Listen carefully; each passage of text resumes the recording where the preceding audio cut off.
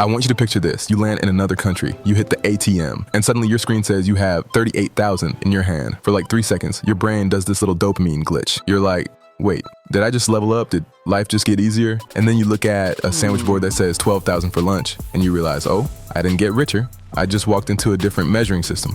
But here's the part that messes with people. It doesn't just feel like a different measuring system. It feels like reality changed. That feeling is the whole currency game. Because why is $1 not €1? Why is it not 1 yen, 1 dong, 1 whatever? And why does the price move every time you refresh your phone like it's messing with you personally?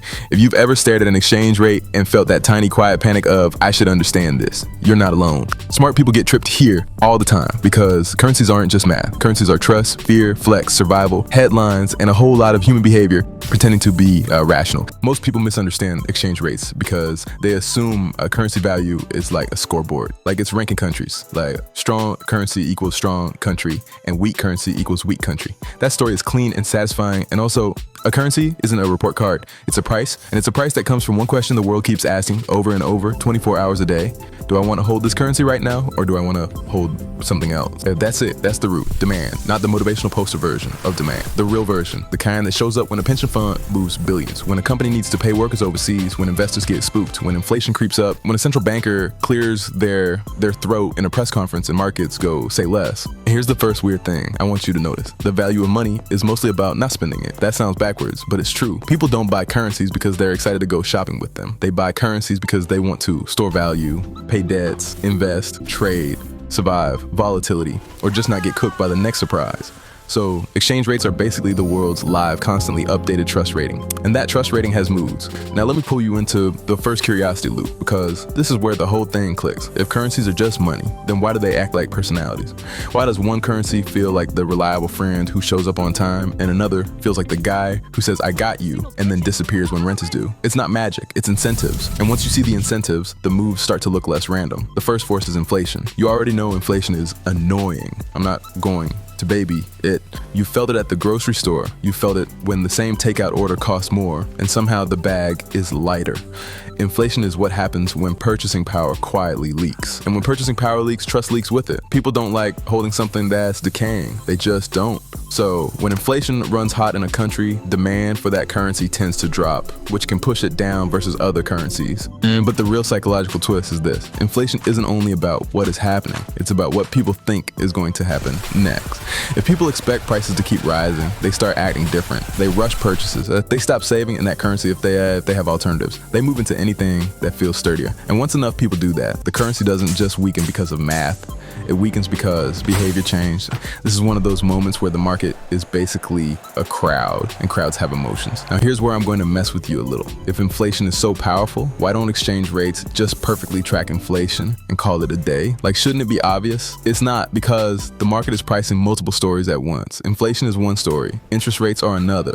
And interest rates can temporarily overpower the inflation story, which is why currencies sometimes do things that look wrong if you're only watching one variable. And yeah, vibe is a real variable. I know that sounds unserious, but if you've ever watched markets react to a single sentence, you already know I'm right. A central banker can say something like, we're data dependent. And if the tone is a little too confident or a little too nervous, the market translates it into, okay, what are you not telling me? The currency moves, expectations move, the price moves. That's why exchange rates look like they're changing every second. Because in a way, they are. The world is constantly repricing the future. Now let's widen the lens, because inflation and rates are the obvious forces. The less obvious force is stability. Not good people, bad people, just stability, predictable rules, predictable taxes, predictable enforcement, predictable transitions of power. The stuff that makes big money comfortable showing up, because foreign investors don't invest in a country. They invest in a rule book, and if the rule book feels like it can be rewritten overnight, investors start acting like that friend. Ooh, ah, ooh, you. When a country feels stable, money flows in more easily. When money flows in, it needs the local currency. Demand goes up, currency strengthens. When a country feels chaotic, even if it's temporary, money becomes cautious. Demand softens, currency weakens. And here's the slightly like a spicy part. Perception can move faster than reality. Markets are basically group psychology with calculators. So, and sometimes they're fair, sometimes they're dramatic, sometimes they're both in the same afternoon. Okay, next loop. If currencies are all about trust and stability, then why do some currencies stay valuable, even when their countries have problems? Like, why does the safe currency stay safe? Why do people run toward it during chaos? That's because some currencies have a role beyond their borders. They're used globally, for trade, reserves, debt, and I need a place to park money when the world gets weird. That extra global demand is a cheat code, no, but not in a conspiracy way, in a network effect way. Network effects are basically when something becomes valuable because everyone else already uses it. Social media is like that. Messaging apps are like that. And yes, currencies can be like that too. If a currency is widely accepted, widely held, and deeply integrated into global systems, people keep using it because everyone else is using it. It's not romantic, it's plumbing, it's the world's financial pipes. Now trade. This part is simple and brutal. If a country exports a lot of things the world wants, foreigners need that currency to buy those things. That creates demand. If a country imports a lot, it needs other currencies to pay for what it brings in, which can reduce demand for its own. This is also why the strong currency conversation gets weird, because you'd think every country wants the strongest currency possible, like it's a status symbol, but a super strong currency can make exports more expensive, which can hurt jobs and industries.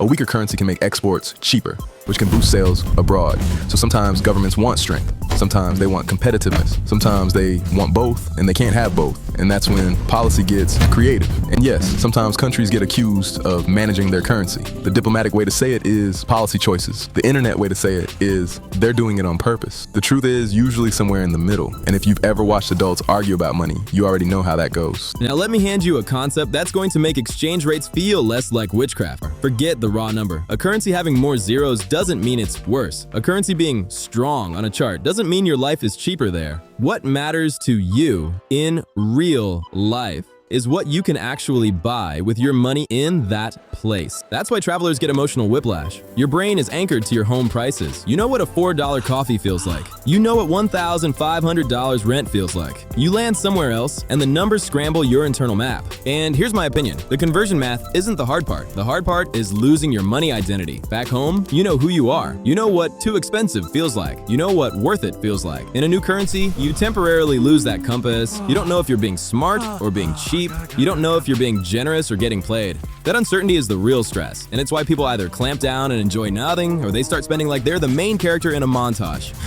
So how do you use all this without turning into a person who refreshes forex charts like it's a situationship? You do two things. First, you stop treating exchange rates like a moral judgment. It's not, this currency is good, that currency is bad. It's, what is the world pricing right now, and why? Second, you give your brain a few anchors. If you travel, you don't need a spreadsheet. You need like 4 reference points. A normal coffee, a normal quick meal, a normal ride, a normal grocery run. Once you have that, your brain adapts fast. You start thinking in local purchasing power instead of doing constant conversion and spiraling. And if you're watching Currencies from home because you're anxious about the economy, I'll say this gently. You can be informed without getting emotionally hijacked. Currency moves matter, but obsessing over them doesn't automatically make you safer. Personal stability usually comes from quieter stuff. Having a little buffer, not locking yourself into payments that kill your sleep, avoiding debt that traps you, building skills that keep you valuable, and staying flexible. Currency markets are loud. A steady life is quiet. Now, let's bring it full circle. The reason currencies have different values isn't because the world is unfair in some cartoon way. It's because each currency is a live price on trust, stability, policy, trade, and expectations. And expectations are the part that never sleeps. That's why rates move while you're brushing your teeth. That's why one headline can shift a currency in minutes. The market isn't just reacting to what happened, it's reacting to what it thinks is about to happen. So, the next time you see a rate that makes you pause, I want you to do the one move that instantly makes you calmer. Stop staring at the number like it's a verdict. Ask what it buys. Ask what story the market is pricing. Ask what changed in trust, not just what changed in math.